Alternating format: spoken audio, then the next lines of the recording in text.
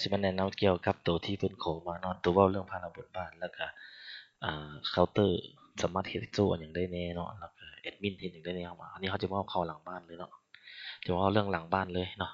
โดยเขาสิใช้ตัวยูสเซอร์ตัวทดลองเนาะตัวนี้มันลูกค้าเขาปกติ1เพิ่นเขาจะมาเว้าเรื่องตั้งค่าก่อนตั้งค่าให้กับพนักงานเนาะเขาต้องเข้ามามวลหมู่นี้ก่อนเพื่อเขาจะสร้างให้เขาเจ้าได้เฮ็ดหยังได้แหน่สิทธิ์เขาเจ้าเฮ็ดหยังได้แหน่เนาะกดเข้าไปนี้หลังจากนั้นมาเข้าตัวพนักงานนี้พนักงานเนาะสมมุติว่าเดี๋ยวนี้เขาสิสร้างพนักงานผู้ใดผู้หนึ่งเป็นแคชเชียร์เนาะเขาต้องเข้ามาบวกเพิ่มนี้หลังจากนั้นเขาจะมาใส่รหัสนี้อยากให้ใส่เป็นรหัสอัน00ซึ่งอย่างว่ามันจะง่ายเนาะถึงว่าเขาสิใส่เป็น663ตัวเนาะอันนี้เท่า K ซะเนาะเท่า K ตอนนี้พาราบทบาทของเรามันจะมีอยู่บนนี้บนเดียวนี่แหละแต่นี่ของเขามันมีหลายห้างเนาะเขาก็เลยเฮ็ดตัวอย่างเอาตัว1ห้างให้ก่อนเขาจะเอาตัวซุปเปอร์แซมนี่ใส่เนาะเป็นห้างเดียวแหละแต่ว่ามันมีหลายโดเมนเรามาติ๊กพาราบทบาทของแคชเชียร์เนาะนี่แคชเชียร์มันตัวนี้ติ๊กตัวนี้แคชเชียร์แล้วครับออเดอร์นี่ก็ได้เราจำเป็นต้องได้แคชเชียร์เนาะงั้นตอนทำทุกๆพนักงานแคชเชียร์นี่ถ้าจะให้ผู้ใดเป็นแคชเชียร์เราต้องติ๊กให้ตัวนี้เนาะตัวนี้นะต้องชื่อตัวนี้เนาะแคชเชียร์นี่ครับแคชเชียร์2ตัวนี้ครับเงินได้ตัวนี้ต้องเป็นพวกทีมงานทางแอดมินเพื่อที่สร้างให้ว่าผู้ใดเป็นได้เนาะจึงสามารถทำเงินได้ถ้าจะให้เราเฮ็ดเป็นแค่รับออเดอร์เราก็ติ๊กตัวนี้ให้แล้วก็เริ่มต้องสอนนี่ก็ได้พนักงานต้อนรับที่2นี่ก็แล้วเป็นเฉพาะครับอยู่ในเมนูเนาะครับจะโทรศัพท์อันอื่นก็บ่ต้องติ๊กให้เราเนาะตัวนี้พาราบทบาทส่วนแอดมินแล้วมันติ๊กตัวเดียวนี่ก็ถือว่าโอเคเลยเนาะมันจะมีอยู่นี่เนาะแต่ว่ามื้ออื่นมันจะมีหลายยูสเซอร์ติ๊กเข้าไปนี่หลังจากนั้นเราก็มีแต่บันทึกเนาะเน้นแคชเชียร์ก่อนนะตัวนี้นั่นแคชเชียร์อยู่นี้2ตัวนี้อันนี้พนักงานต้อนรับออเดอร์ซื้อเฮ็ดหยังมีแต่รับออเดอร์ได้เฮ็ดหยังบ่ได้แล้วตัวนี้เนาะอันนี้แคชเชียร์คล้ายๆคือแคชเชียร์ที่มีจักคน3คน2คนก็แล้วแต่ทางห้างเนาะต้องติ๊กให้เขาเจ้าเพื่อเขาเจ้าอยู่เคาน์เตอร์เขาเจ้ารับเงินได้เด้เนาะแล้วก็มีแต่บันทึกแล้วก็บันทึกไปก่อนเนาะนี่เราใส่รหัสพาสเวิร์ดเราตั้งให้1ฮอด8 A ก็ได้เนาะ1ฮอด8 A นี่ก็ตั้ง1ฮอด8 A คือกันแล้วเราก็จะสามารถเปลี่ยนเองได้เนาะ1ฮอด8 A ติ๊กเข้าไปตามมันนี้ถือว่าที่1ยูสเซอร์ของพนักงานเท่าซ้าย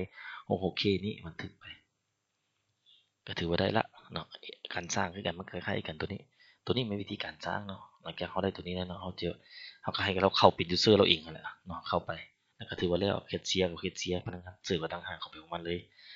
สำคัญมันรหัสตัวนี้แหละเพื่อให้เขาเข้าไปมันจะง่ายเข้าเนาะนะตัวนี้จากนั้นแล้ววันนี้เพิ่นมาถามเอาเรื่องตัวที่ติ๊กตัวตั้งค่าเนาะตั้งค่าตัวนี้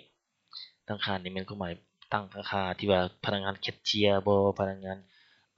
รับออเดอร์บ่จะอันนั้นเข้าไปนี่มาเข้าตัวนี้เนาะเข้ามาซื้อขายสินค้านี้ติ๊กเข้าไปตัวนี้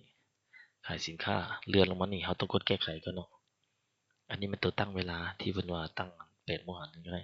เราจะมาติ๊กเอาภาระบทบาทตัวนี้มันอยู่บนบริหารไอ้ผู้จัดการบริหารร้านอาหารติ๊กเนาะ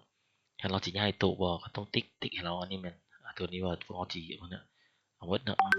ตัวนี้ตัวใดที่บ่ให้เราเฮ็ดตัวนั้นมันจะเป็นตัวนี้เนาะลบออเดอร์นี่เราติ๊กใส่โลดเนาะย้ายโต๊ะบ่ก็ติ๊กใส่เนาะขึ้นนำพนักเจ้าของแอดมินที่เฮ็ดสร้างให้เราเนาะแต่เด็ดขาดบ่ให้ติ๊กตัวนี้เด้อติ๊กตัวนี้นี่แม่นมันเป็นลายอักษรแล้วมันจะมีปัญหาเนาะมันกลับคืนมาลายมันจะบ่ตรงกันตัวนี้เนาะห้ามติ๊กเด็ดขาดตัวนี้เพราะเราย้ำตลอดอันนี้แม่นอักษรตัวนี้ได้ตัวนี้นะเนาะสามารถแก้ไขได้เอา 10% มาอยู่นี่ได้ตัวนี้ตี 10% นี่ก็ได้เนาะดีก่อนดีว่าอันนี้คิดรายเพียงแต่ขอมีค่าเสนอเขามี5%บ่ก็แล้วแต่เนาะก็ถือว่าแล้วไปตัวนี้ก็ถือว่าจบบทบันทึกไปถือว่าเราได้2 1แม่นสั่งอยู่ซื้อพนักงาน2แม่นมอบหน้าที่ภาระเนาะก็ถือว่าแล้วตัวนี้ก็ถือว่าเบิดหน้าที่กับเจ้าคืนเนาะมีแต่ว่าพวกน้องไปลองเฮ็ดเบิ่งตัวนี้ส่วนตัวสร้างนี่มันเป็นสแตนดาร์ดมันก็มีแต่เอาเข้าได้เด้อแต่มันจะบ่สามารถเบิ่งรายงานได้เนาะเบิ่งรายงานได้ก็ความหมายเบิ่งคือน้องเอาเข้ามื้อนี้ก็ต้องใช้มื้อนี้เลยจำนวนเท่าใดสร้างมันต้องมีสร้างเดียวแล้วก็ติ๊กสร้างเดียวนี่มันหลายสร้างเลยเนาะติ๊กแล้วน้องสิเฮ็ดหยังบวกเพิ่มมื้อนี้ก็แล้วแต่อันนี้กวนสร้างเนาะตัวนี้ว่าวัตถุดิบมันมีเท่าใดแล้วตัวนี้แม่นรับเพิ่มก็ความหมายว่ามื้อนี้น้องสิเอาเข้าน้องก็กดเข้าไปนี้กดเข้าไปนี่น้องก็ใส่วันที่มื้อนี้วันที่3บ่แล้วแต่เนาะนี่ก็สิซื้อเนี่ยนี่มันต่อสิต่อเนื่องกันซื่อๆเลยสร้างเดียวก็สบายเลือกให้มันถือแล้วก็รับจำนวนซื้อขายเนาะจำนวนเท่าใดมาเท่าใดสมมุติซื้อเบียร์ลังนึง 12แก้วราคาต้นทุนมันเท่าใดอะมาหารกัน12แก้วมาหารได้แสนหนึ่งตกเป็นแก้วเท่าใดแล้วก็แล้วเนาะก็ถือว่าโอเคไปตัวนี้เนาะจะบันทึกไว้เลยเนาะอันนี้มันตัวอย่างซื่อๆอย่างอ้ายซื่อนะตัวนี้นะนี่เดี๋ยวนี้เดี๋ยวกดออกไปซื่อเด้อแต่ว่านี่มันวิธีทำคร่าวๆ